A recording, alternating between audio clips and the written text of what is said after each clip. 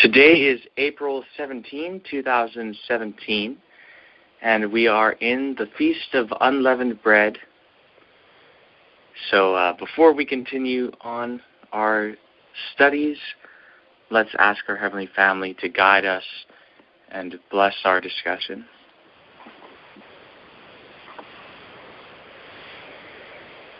Heavenly Family, thank you so very much for this wonderful feast and for the things that we've been learning throughout it. Thank you for showing us principles of investigation and for expanding our way of approaching the Scriptures so that we can gain a more accurate and also fuller understanding.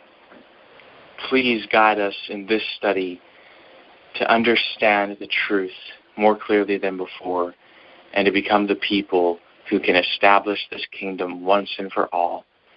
Plead with us and urge upon us to spring into action. Toda, thank you.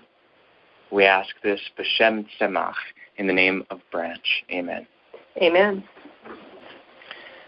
All right, so this has been a really good feast so far. Yeah. I've been enjoying it. I know that others have been enjoying it. Not much left of it, I guess. We spent more time than I thought looking through the Exodus narratives in the book of Exodus according to the documentary hypothesis. I actually thought, well, maybe we will get through it all in the first night because it's all night. But I'm glad that it happened the way that it did. That was such a fruitful study. And then yesterday, focusing on the Nazarite vow was quite good as well. Something that I thought we would be spending more time studying is the community rule, since it's so very important, and we really need to get to the bottom of it, as it were. So my thought for tonight is to see if anyone has anything that they want to discuss in relation to the topics we have already been discussing during the feast, whether comments or questions or just talking about the principles involved in our investigations and that sort of thing. And if there isn't anything on that, then we'll get back into the community rule. So does anyone have anything that you would like to discuss further, whether in relation to, the documentary hypothesis, the authorship of the Pentateuch, the authorship of various books in the Bible, and to expand this further, it touches on things like the Bible canon, the inspiration of Scripture, and different things along those sorts of lines. And then on kind of another topic, yesterday we talked about the anti-typical priestly law. That's something we could discuss more. And ritual purity. And then we also had a little bit of critical reading of the Gospels in order to get to a point related to ritual purity and anti-typical corpse uncleanness. But that has a whole other aspect to it of, the Gospels, they're so different, and, that whole thing. And, that's a whole other area of discussion. That is what we've touched on so far. So does anyone have anything that you'd like to discuss in relation to any of those, I guess, broad ranges of subjects? I do. I have two big questions about the Nazarite vow thing. One big one is, do women, I'm assuming the answer is yes, but women shave their head as well at the end of the vow? And how long do these vows go typically? I mean, I know we didn't find any information on how long they go, if they weren't, permanent, as requested by the mother. So that's my first question. Okay, good question. In terms of the whether women are supposed to shave their head at the end of a Nazarite vow as well. I have no reason to think that the answer is anything other than yes, since the rules enumerated in Numbers chapter 6 are stated for either a man or a woman. So, if a person, whether man or woman, vows the vow of a Nazarite, these are the rules. And then it gives all the rules, and at the end there's shaving of the head and all of that. I do have questions that I don't really know the answer to certain aspects of this. And so this is something to look into more before perhaps doing it or whatever. I don't know. I don't know exactly. I mean, there are areas that I don't know the answer to. But, one of the things is, it says no razor is to be used on his head during that time. Does that just mean the scalp? Or for men at the end, are they supposed to shave their beards too? How about eyebrows and stuff? I mean, I know that in certain ritual purifications, the eyebrows were supposed to be shaved off too, like everything, all the hair. But that's not specified here. And so one might wonder, well, why wouldn't it be specified? And the whole focus seems to be the hair of the head that's being grown. So I don't know if there's anything that would specify that more. How about if someone's having their vow for a long time, how about trimming their hair, like trimming off split ends and stuff like that, just for the overall health of the hair? Is that allowed or is it not permitted? What's the deal? Is it a euphemism for just don't cut your hair, or is it literally no razor on the head, as in don't shave your head? Now, of course, the Nazarite vow also says that the individual is to let their locks grow long in verse 5 of Numbers 6. So it's not just saying don't shave, you can have short hair and whatever, just as long as you don't shave. No, they are supposed to let the hair grow long. And then at the end of it, exactly what the shaving of the head looks like. Like I said, is it like everything from the neck up, all hair, period? Or is it just the scalp? And when it's talking about shaving his head, if the no razor passing over the head is a euphemism, or if it's literal, will make a difference as to exactly what the cutting of the hair looks like. Is it bald all the way? Is it very, very, very short? Those are questions I don't know the exact answer to. A related question, actually, Teresa had kind of asked this earlier, what did Paul do with his hair when he shaved his head in Cenchrea? I mean, a Nazarite vow, as here in Numbers 6, the person is supposed to offer their head or their hair on the altar.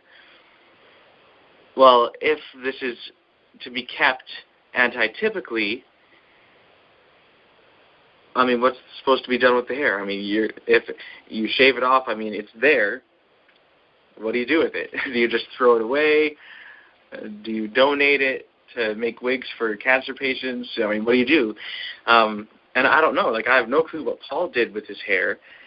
And then there's other questions okay, well, what is, what are the differences between the keeping of it in the Levitical priesthood versus the priesthood after the order of Melchizedek versus the Melchizedek priesthood? Is that actually different? And I don't really know the answer to that question. I don't know if it ultimately isn't so much in the Melchizedek priesthood, is it not so much a matter of what is done with the hair when it's a symbol of something else? Well, I don't know of any evidence that would suggest that that is the case, because in the other two, it is a hair thing.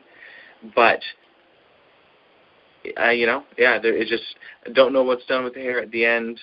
But So far as we know, the examples from both priesthoods, Levitical and after the order of Melchizedek, has growing hair throughout and cutting off the hair or shaving the head, whatever exactly that looks like, at the end of it. So I don't know if that answered both questions or one, but if that was only one, what was the other one again? The other one was, and I know you're not going to know the answer to this either, but how long did they do it? And then I had one more was when, say something happened to one of your loved ones, like these days you wouldn't really touch a corpse typically anyway, but does that include not going to the funeral? What would be involved in that? Right. Okay. So there's a couple different elements to that, but in terms of the duration, it's not specified. Rabbinic Judaism, I think, views it as being like on average 30 days, but that's a later rabbinic tradition that I don't think has anything to do with what Numbers actually says. Like, this is way earlier. So really there's nothing that we have from the scripture that gives a specific duration, but the fact that it says to let the hair grow long shows that it's long enough. It implies that the duration of time would be long enough that a person's hair could grow probably noticeably longer than it would be normally. But again, I don't know. Like, I don't. It doesn't specify a minimum amount of time. It doesn't specify a maximum amount of time. Obviously, there's a such thing as a lifelong Nazarite, so presumably there is no max. But that's one aspect to it. That there's really no specified time. The only thing that we could say that's implied from the text is that it's long enough for them to grow their locks long. In terms of corpses, again, this relates to the synoptic issue or the gospel issue. Are the synoptics correct? And Jesus went to heaven. Well, I'll say, is Luke correct? This is really what it comes down to. Is the Gospel of Luke correct and Jesus went to heaven right away on the day of his resurrection? Or is the Gospel of John correct, which portrays Jesus as instructing people not to touch him until the 8th day after his resurrection, which would be the first day that someone could touch someone who had been contaminated from corpse uncleanness? So it hinges on that in many ways, or at least that's one example which would inform us of that. Perhaps there are other things in the letters of Paul or in the writings of the early Nazarenes that showed how they interacted with the dead. It is interesting in the Synoptics also how Jesus touches dead bodies. He comes into contact with dead bodies and raises people to life and then doesn't go away for 7 days. And it seems to indicate that, well, that's not so much of an issue. But again, that's from the Synoptics. It'd be interesting to see if there's something similar to that in the Gospel of John. And maybe there is even. So this is something that we have to look at more. And what I would recommend is to look at all the instances in the New Testament where contacting a dead body takes place. If that's raising someone from the dead or whatever it is. So that's something to look at for sure. And that will help us to understand this issue. In terms of going to funerals, I mean, yeah, you're right that today most people do not touch dead human bodies, even of their immediate family. But what about funerals? Because there you're in the same room sometimes with the corpse. Well, the way that funerals like that are done today is so very different from how they might be done, like a viewing. That sort of thing is very different because from the perspective of Israelites, and this is in the law of Moses, if you're in a house and someone dies, everyone in the house and everything in the house that is like an open jar and it has food in it that is moist or something like that, like everything becomes unclean, it's all contaminated, some things have to be destroyed, and basically everything has to be washed. The people who are in the house become unclean. So even being in a house with a corpse is, you're considered unclean just being in the same room with it. Entering a tomb, you become unclean. In the temple scroll, it talks about if a pregnant woman has her baby die while inside of her, she becomes unclean, and her uncleanness is equivalent to the uncleanness of a tomb, simply because there's a dead body which is inside of her, just like there's a dead body inside of a tomb.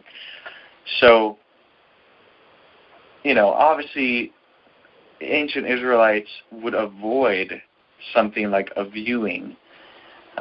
They would just do what is necessary to do with the body, and then that's it. But still, it's not like they would avoid it at all costs. If their immediate family or whatever, they would go and contact the dead body. I mean, obviously, in the Gospels, you have women going to put aromatic ointment on the body of Jesus. So they were going to the body, and ancient Jewish practice in the time of Jesus also was to have two burials. When the person died, they had a burial in which their body was put into a tomb, which was often basically like a slot in a cave, a stone cave or something. Obviously, if someone was more wealthy, they might have something a bit more extravagant, but often you'd go into a cave and there'd be all these like shelves cut into the walls, and you'd have multiple people in these tombs, and they would only be there temporarily. How in the Gospels, or at least one of the Gospels, Jesus was placed in a tomb where no one had ever laid. And it said like it's an unusual thing. Well, I mean, today, someone gets buried and, no one ever laid there because you bury someone and you leave them there. So whoever is put there first stays there. Well, obviously that was not the practice in the days of Jesus among Jews. They would bury them and then a year later come back and gather their bones and put it into a bone box called an ossuary. And then they would put that, like if they have a family tomb, then they would put the ossuary somewhere else within that cave, that tomb cave, and then that shelf, if you will, is now available for another body if someone else should die. Well, I mentioned this just to say that it was another instance when people would go and actually come in contact with a dead body or human remains, and thus would become unclean through it. So as much as they were more aware of uncleanness by means of corpse contamination, they were also more free with it in a sense, in that it wouldn't be as shocking an experience for them as it would be for us to touch a dead human body, because, well, a lot of people did that at some point in their life. I think it's probably a relatively modern thing where most people aren't touching dead human bodies, because throughout the history of the world, people would bury their family members. They would clean their corpses. They would do whatever, and whatever their particular culture calls for, and then bury the individual. So because of that, I don't know if it would be wrong. Like, I don't think it'd be morally wrong to be around a dead relative in terms of uncleanness or morality. But there might be an issue of uncleanness involved there, but that doesn't make it automatically wrong to do. But there might be other issues with funerals and viewings and so on that are aside from this issue that might make it not really the best idea to go to. Question. So even if a funeral has a viewing, doesn't mean you have to participate in the viewing. Sure. So by go to, do you mean attending the funeral period, or you could attend the funeral even though they may have an open casket, but just don't go up and look and do all that, but it would still be okay to attend the funeral? Or well, this is different in different contexts. Like, there's a whole bunch of different issues that may be involved depending on the funeral and whether there's a viewing or not. I mean, the scriptural, it would seem very foreign to ancient Israelites to have a viewing, where you go up and actually look at the body and all of that. That would seem quite odd. But what I'm saying, with there being other aspects aside from cleanness, uncleanness, and all of that, is funerals tell a lot about people's religion, what people believe. And going to a funeral often is going to be it's going to be a time and a place full of spiritualism. Not necessarily that they're trying to contact the person, but there's a lot of belief in the conscious state of the dead, and things are presented in that light. And sometimes people do things like talk to the deceased person and stuff like that. Kind of, even aside from a funeral and or a viewing, going to visit the grave of someone, in a sense, it's a little odd. So, I mean, the way that I understand it is, obviously when someone dies, they're dead, they're gone, their body is there, and, I mean, it's not like, sure, it makes sense to properly, dispose of the body and so on, just because you wouldn't want to do anything that would be, especially in the ancient world. I mean, now things are fairly well regulated, but in the ancient world, if you didn't properly dispose of the body, it will basically lie there as a recognizable body, and people might see their face, and it's just horrific. And you don't want people to have their last image in the mind of the person to be their rotting corpse out in the open or something like that. And so yeah, taking care of the body properly is totally an appropriate thing, but it's not like we're supposed to honor the dead body. I mean, when you look at Aaron and Moses, the way their bodies were taken care of, as described in the Pentateuch, people didn't know where they were. They didn't know where Aaron was. They didn't know where Moses was.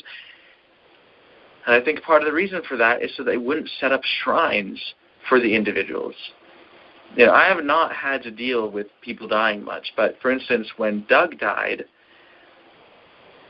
and Walter and I went down there, we had things most basic that could be. There was nothing sentimentalized about it, and we got him the least expensive burial box that we could, because come on, what difference does it make? Why turn it into this big thing and all of that? It's totally impractical, especially since the person's dead. So it's nothing in terms of disrespect or anything like that, but it's just... That seems to stem from the Egyptians mummifying and putting all the money and gold and servants and animals and even there for the afterlife, trying to make it as comfortable as possible. Sure. Yeah, and obviously that's useless. And so what would happen, like, let's just say my grandfather died, and I was invited to the funeral, and let's say my parents were going to fly me out, and obviously Teresa too. I'd have to pray. I'd really have to pray about whether we would even go or not. And I don't know yet exactly what I would do. But what I can say is that if we were to go, it wouldn't be for the funeral. It would be for the other people, the other family members. And I don't know, I'm not saying we wouldn't go to the funeral. I don't know if we would or not. Obviously in Adventism there's not the whole state of the dead issue involved, but at the same time it's turned into, like, there's like a kind of quasi-ritual thing that goes along with someone dying, and the whole funeral service it's not like funeral services the way they're practiced today or anything are a scriptural thing. I mean, there are, like, the patriarchs and all these people evidently were concerned about where they would be buried. But it wasn't so much an issue as to, like, make sure that you bury me like this and do it like that.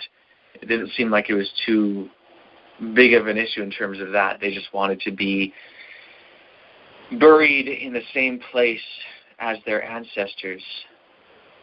And the only thing which I'm aware of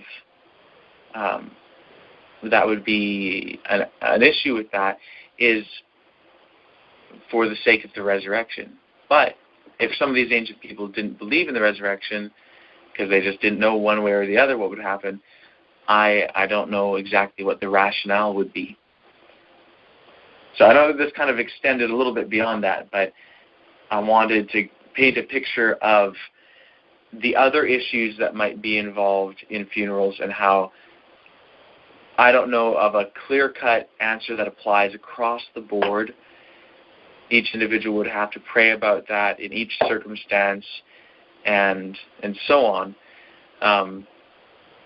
But in terms of, like, if I was to die, I wouldn't want a funeral service or any big thing made of it. I'd want to be buried in the least expensive way possible, and I'd want people to move forward seeking the truth, living the truth, and if they cared about what I live for, then to live for the same thing.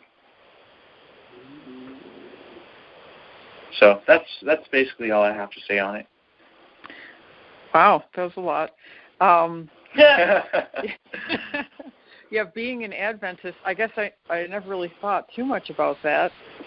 I don't know. I did go to one Adventist funeral, but typically I've just been to lots and lots of Catholic ones, and yeah, they're quite elaborate, and so that's part of my culture, and it's probably most everybody's culture. But I mean, I see what you're saying. Being an Adventist, your spirit has gone back to God from whence it came, and that's it. So, okay, well, that was interesting. Thank you. Yeah, no problem.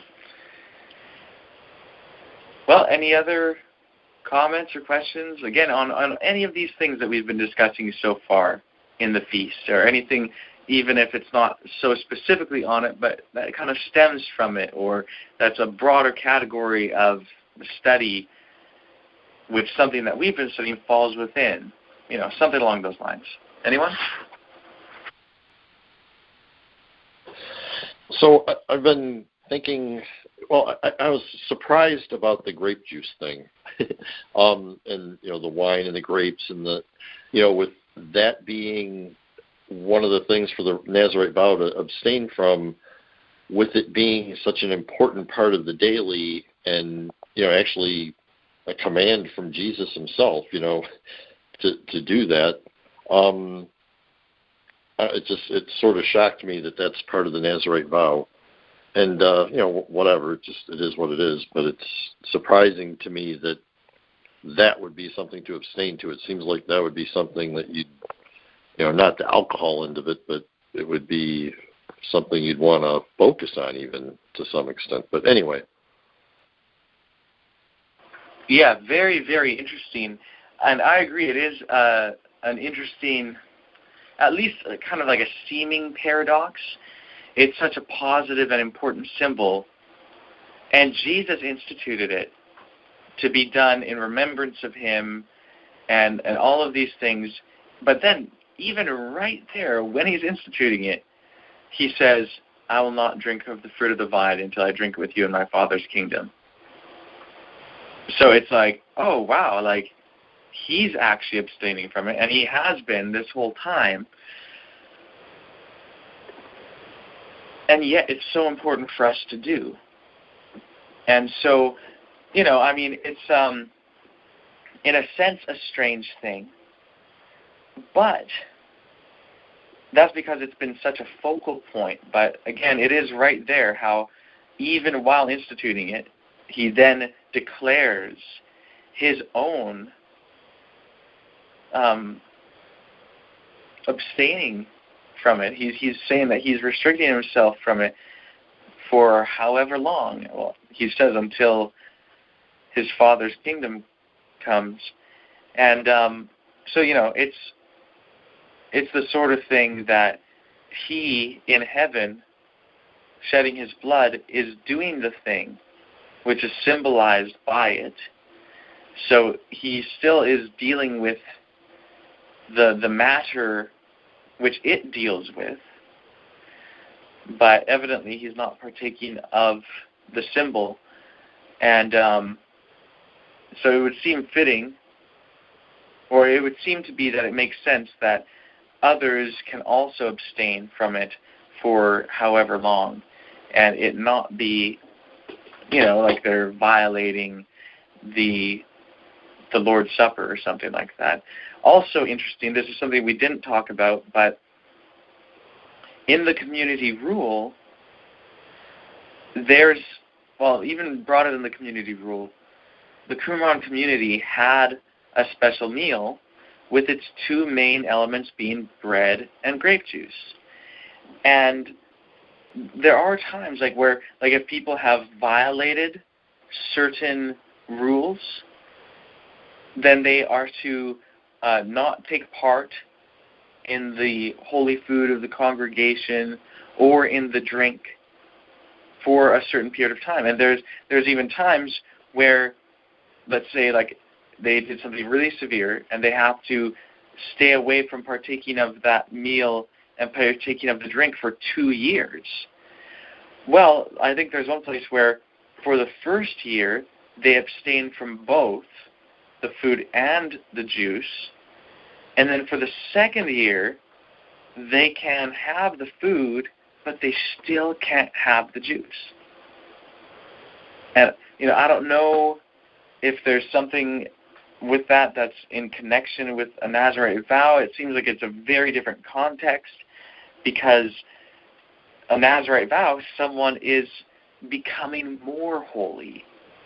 In these instances, in the community rule, the person has done something to cause them to be less holy, and they can't partake of the grape juice because it is holy.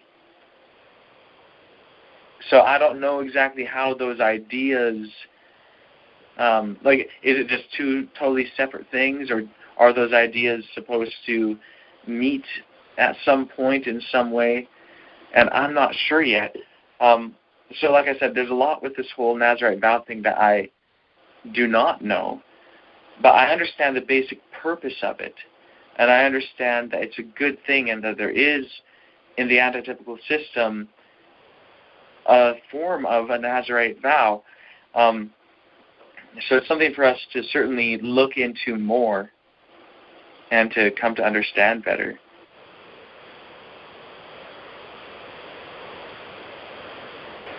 So if there isn't anything else on that point, does anyone have anything else that they wanted to discuss? Yeah, I just want to comment. It just really sounds a lot, the things to learn and to follow. And it sounds like just really hard for us, like, to have a job in the world,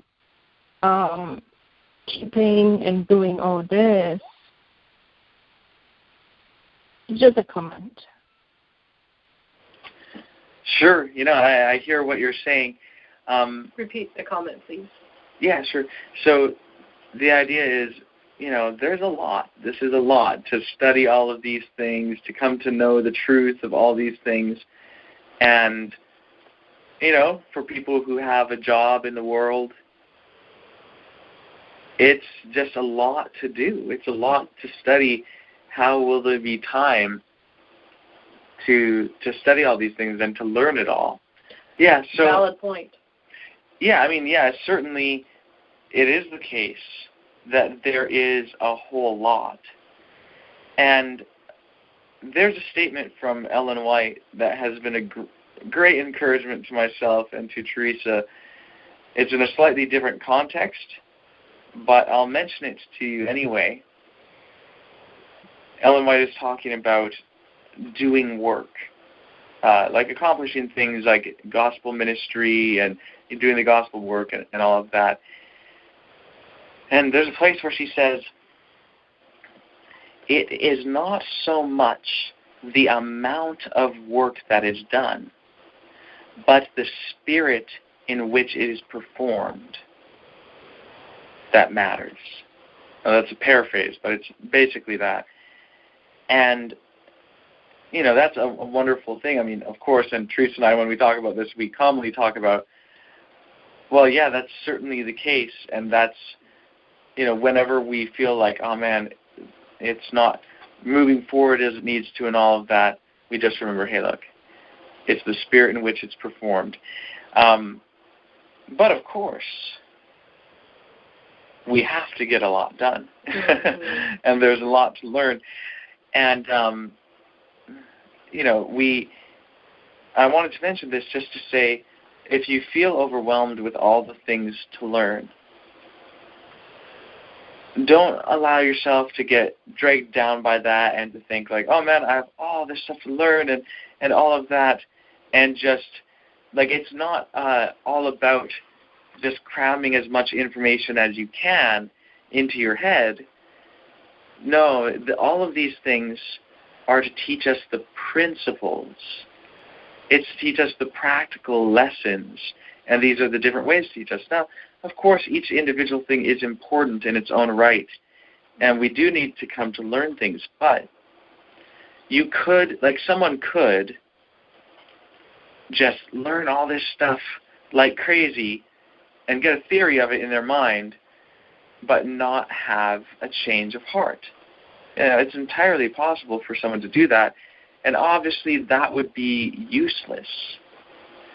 So the most important thing is to study, to understand the principles, to gain an experimental knowledge.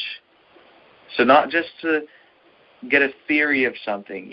Ask yourself, what are the main things that I need to know? What are the things that I really need to experience? And focus on those things as your primary focus first. And then from there, it can expand to other things. But just, realize, okay, it's not just learning all this stuff. It's the experience of learning it. It's the whole process of learning it and the principles involved in learning it. And, the things that I would recommend to someone, if someone is just really trying to get a basic grasp of the message and they know that there's all these, there's just so many things that we end up discussing, what I would say to them is to first, if they really want to know the message and whether the message is true and all that. Study justification by faith. Study the heavenly family. And study materialism, what is truth. And that, of course, is part and parcel of justification by faith, because the truth shall set you free. What is truth? All of that. What is the means of obtaining salvation? And the most important thing is for people to really gain a knowledge about that, to put it to the test, and not to just kind of like read it and get the ideas, but to actually study and do an experiment to find out if those ideas are really true. And then in finding if they're true, if you can see they're true, then to live by it, to abide by it, and to absorb, like to totally put yourself in the truth and surrounded by truth all the time. Even if you don't understand every aspect right away. I mean, I certainly don't understand every aspect right away. But do the things that you know to do according to what heaven has revealed, and study to increase in knowledge and in talents, but, make sure to practice the light that you have, because that's more important than just learning all the data of stuff that you don't yet understand. So I hope that helps.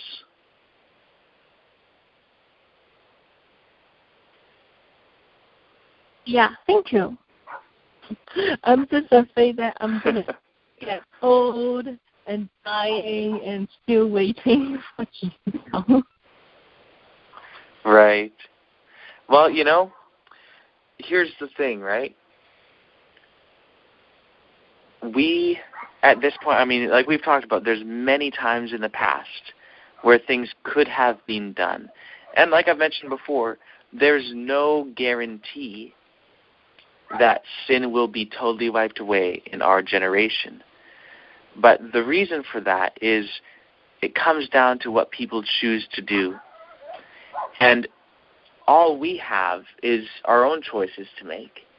So really, our concern isn't, is my neighbor or is this other person or another person or the people in the world in general, are they going to choose to do away with sin in their own lives? That's beyond our control. That's beyond what we can do. But we do have control over what we choose. And so it's very important for us to really do everything that we can to bring about the establishment of the kingdom. And let's say we do. Let's say that every one of us on the call right now gets rid of sin. Well, if we do this, by the way, we will change the world. And no matter what, we will change the world. We really will. And here's the thing. If, let's say, there's a core group of us that accepts the truth, stops sinning, and goes forward, but then let's say everyone is just refusing to care about truth. And let's just say it goes on, people refuse so much, and it just doesn't happen in this generation. Well, you know what? If that's the case, then we have to do everything we possibly can to further the understanding and knowledge of the truth, so that whoever does in the future come along, that we will have provided the most for them possible, for them to be as many steps forward as possible to complete the work in their day. Like, here we are in our generation. The phrase that people say sometimes, I've made this great achievement, I've accomplished this wonderful thing, but I stand on the shoulders of giants. People make statements like that. That's the case for the message right now. I mean, I look at the past messengers and how much they left us that, oh man, if they didn't leave us those things, we would be way further behind. Like if Ellen White didn't write all those millions of words, we would be further behind. If Victor Houteff didn't do the work diligently that he was given to do, we would be further behind. Same thing with Ben Roden, Lois Roden, Doug Mitchell. And so my point isn't to say that's what we're stuck with. No, I do believe that it is a very real possibility, like probably more real than any of us realize. It is a very real possibility for us in this generation, under this phase of the message, to bring about the end of sin. And this is one of the things, again, if the community rule is from our Heavenly Family, it outlines it. You know, basically the basic plan. But this message is powerful. It really can have an impact. And, you know, we can do it. We really, really can. We have to expect much and attempt much. So all I'm trying to say is that even if everyone refuses and it doesn't move forward, that does not lessen the amount of work that we have to do, nor does it lessen the amount of good we can accomplish. It's just that we might not see the results of that quite yet.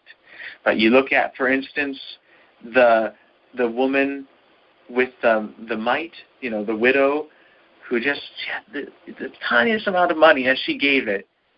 And Jesus said that she gave more than anyone. Ellen White, she talks about how that's literally true, because through her offering, people have given so much because they looked at her example and they're, you know what, yes, we will give for the cause of truth. And they have given so much that literally her example brought in, for the cause of truth, way more money than anyone else who was giving in her generation. So the amount of good that she accomplished by being faithful to the little that she knew actually had a greater impact in the extended history of the world than it would have if it finished in her generation. So we can do so much good, and we must do so much good, and we can live honorable lives, living out the truth for our Heavenly Family.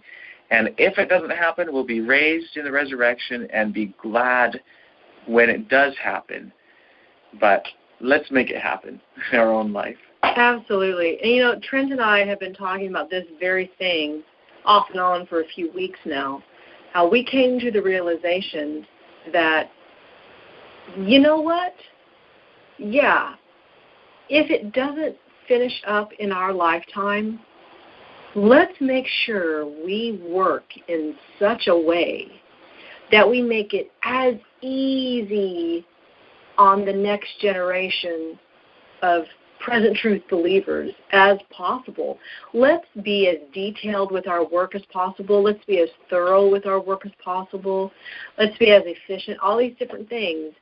You know, Trent is making sure that when he writes things down, that he includes as much information, facts and history and whatever, documentation, that there's as little guesswork as possible for a person in the future who might look back and read what he wrote and wonder, what did he mean by that? Now, who was this person that he was writing to? What position did they have in all of this? What role did they play? What's the context of this? What's the dynamics? Yeah. And, I mean, look at how we are studying ancient documents, and we're trying to understand it. And if we understand it rightly, it'll make all the difference.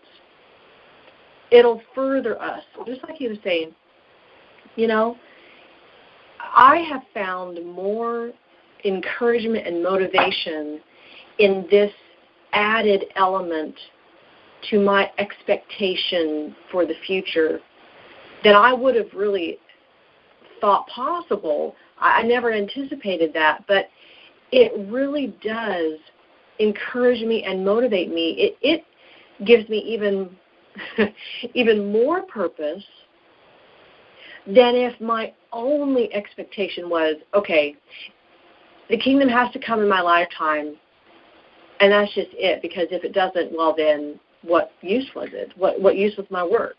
That's basically, if we go with that mindset and it doesn't happen because of the hardness of people's hearts, then we're setting ourselves up for great disappointment. But we ought to realize that no matter what, it doesn't change what we need to do. You know, and again, I must stress, just because, like, I know that this is the way the devil would like to tempt people.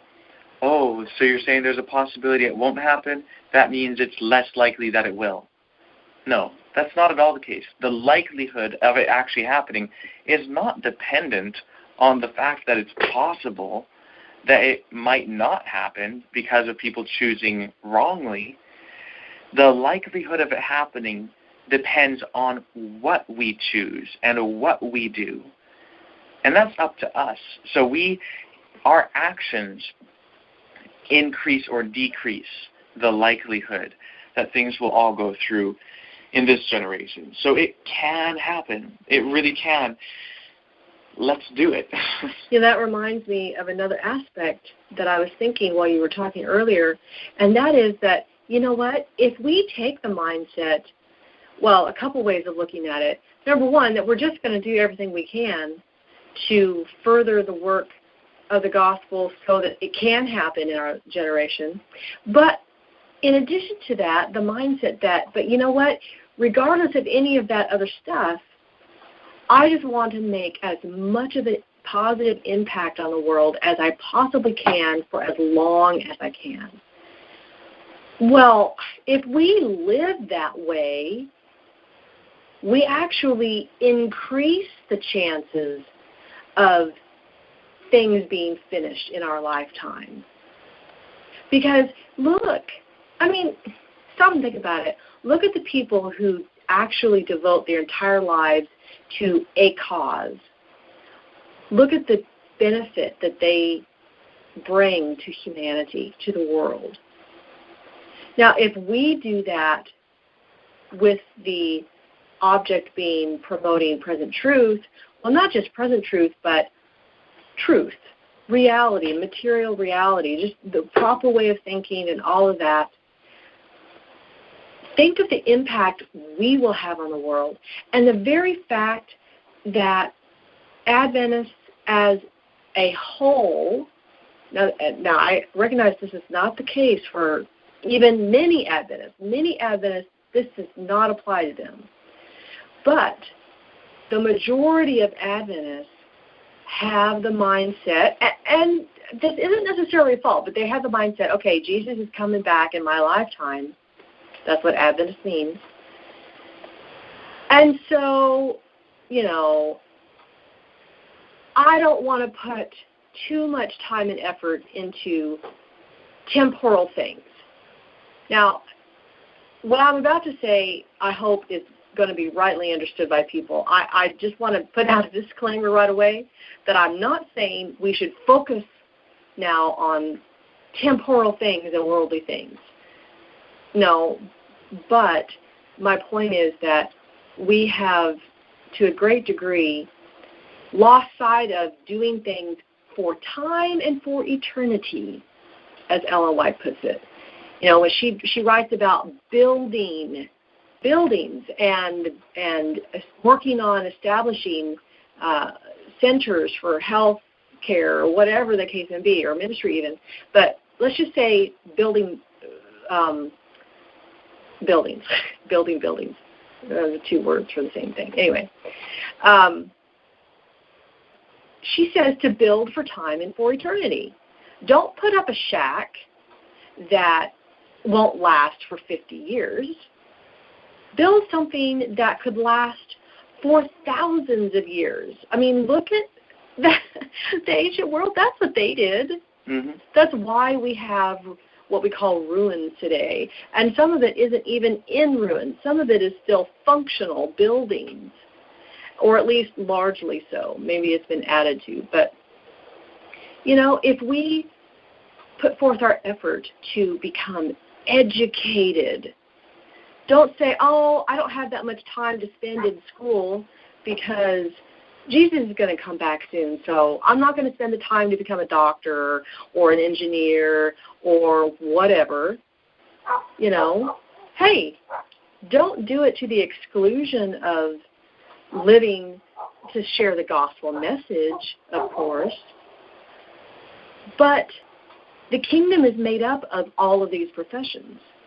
You know, I was editing a study a while back, and Trent was talking about how, you know, when we set up the premillennial kingdom, we're not going to have any government benefits from anywhere. You know, there's not going to be anything like that. We will be our own government. And I was just recognizing how, yeah, that's so true. We need every person, well, let me rephrase that. We need every position filled that is required to have a functioning society. And even though, yeah, it's going to be the premillennial kingdom, we're still going to be treating sick people. Sick people are still going to be out there in the world. They're still going to need help. And it's not like we're just, you know, many people have the idea, and I used to be one of them, that one day God's just going to poof, put all this knowledge in my head, and I'm just automatically going to know how to help people. Or I'm just going to have the ability to raise people from the dead anyway, so I don't really need to spend the time to learn how the body works and how to, you know, first aid or triage or whatever. But that's not the way our Heavenly Family operates. You know, they work with material reality. They want us to become educated. They want us to be educators. And just think, if we become the head scholar of a university, you know, several of us, let's say several of us have a head position that, or we have our own school, even better. That's really, that's really what it needs to be. But let's say we're at the head of our field in scholarship. That's what I'm trying to say anyway, yeah. Let's say we have, you know, head top scholars, linguistic scholars, archaeology, all these different things. Medical doctors. Oh, definitely. Whatever it may be. And engineer. The impact then that we can have on the world increases exponentially. There's something, going back for a minute to what Elamite said about building. Uh-huh. I believe there was a time where she was talking about, this was one of the very first institutions and, you know, putting up buildings and all of that. And she, you know, some people were saying, oh, do we have time to do that? Like, we have time to do that? Jesus is coming back. And her response was basically, we won't be able to get everything done we need to as efficiently as we need to without doing this. Right. In other words, it's not like we don't have time to do this. We don't have time to not do it because we won't be able to work efficiently without doing things properly. So let's do this, and then we will be able to really, really do the work that we need to do in the right way. Yeah. So I look forward to not only having people who are already at the top of their field come into present truth. I look forward to not only being one of these people, but seeing other people gaining higher education in whatever field they're most talented in, or our Heavenly Family is calling them to, or whatever it is, that can basically have an impact on the world. And there's so many benefits to this sort of thing, because not only do you then just, you know, you have a good function in the world, a good function in society and all of that, and most likely you'll be able to earn a decent living from that sort of thing, but you'll be able to provide jobs for people in present truth, and it's just, I mean, it's boundless. Right, and of course, I want to emphasize again something Teresa mentioned about doing it at our own universities or whatever would be better. Yeah, the point of it isn't for us to become educated people in the world, in the worldly system, doing all of that. No.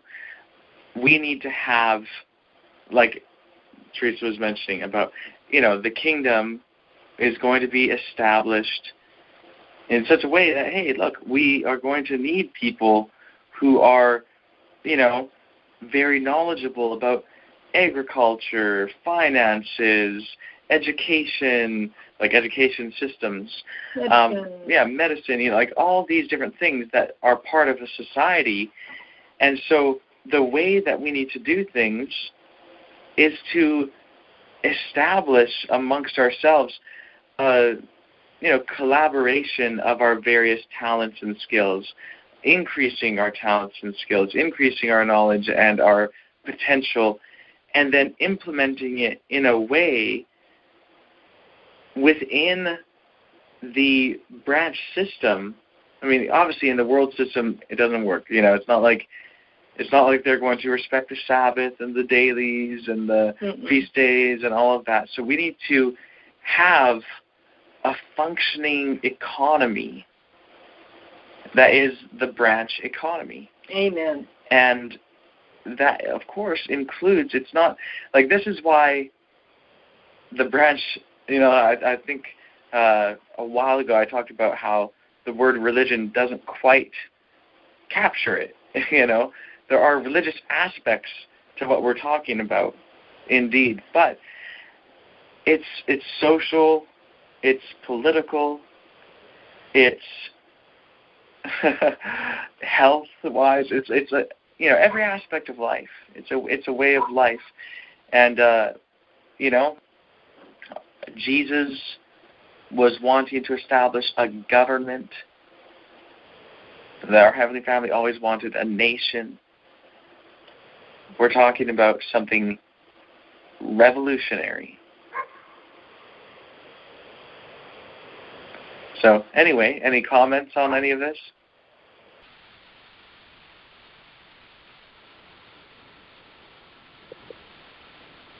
Yeah, that was really good. Thank you. Well, thank you, Heavenly Family. There's a lot before us. And I think we always have to keep in mind how we can accomplish a lot, expect much, and attempt much. That's something to always keep in mind. So, I'm looking at the time. We've been on for a little over an hour. Maybe we shouldn't go on for a super long time. I'm open to wrapping it up now, but if there's anything else as well, feel free to mention it. So does anyone else have anything else they wanted to discuss in relation to all these principles?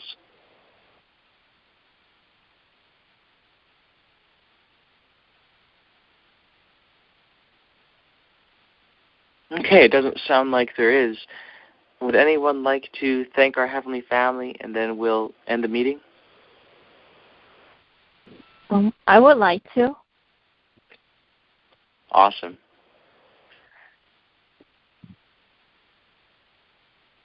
Thank you, Heavenly Family, for the feast days. Thank you so much for the spiritual prophecy and communication with us. Thank you so much for the truth and the principles to guide us how to live and to follow the truth. And thank you so much for the message today. Thank you so much for your love. In the name of the PNG, amen. Amen. Amen. Amen. All right. Branch love, everyone. Have a good night. Love you guys. Good night.